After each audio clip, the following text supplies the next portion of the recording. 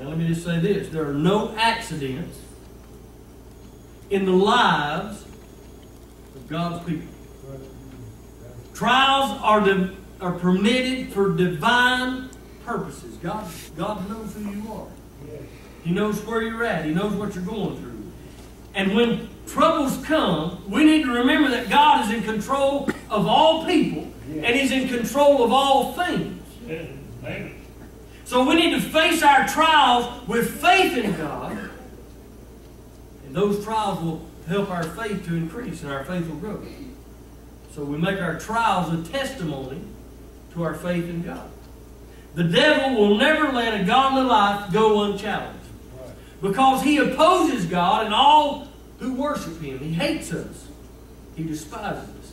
And if you're going to serve Him, and if you're going to live for Him, the devil will attack you and you will have trouble. Amen.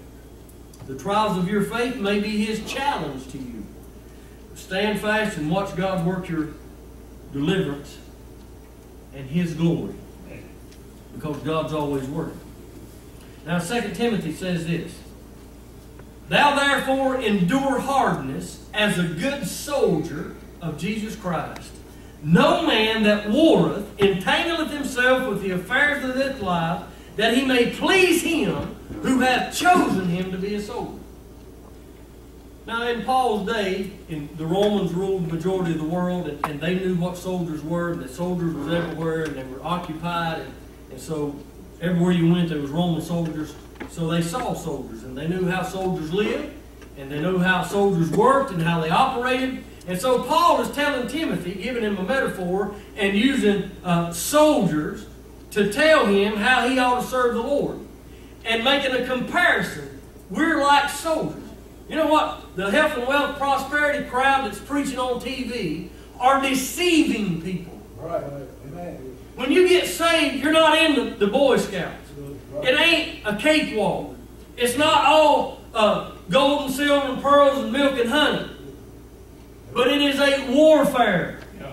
We are promised trials, troubles, and tribulations. If you're going to get saved and serve God, that's what you've got to look forward to. Amen? In this world. I'm glad that God allows us to have good times. But we're going to have trouble in this world. Jesus said, one of the apostles said, anybody that live godly will suffer persecution. Jesus said, in this world you will have tribulations, but we've got everlasting life. And I tell you what, He's going to bless us, but we're to be good soldiers. Now look, you see these soldiers. Man, they look sharp. The uniforms are good, Navy, Marines, Army.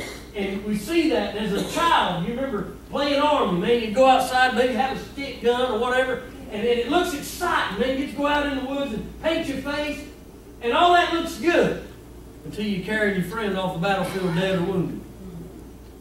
And see, that's reality.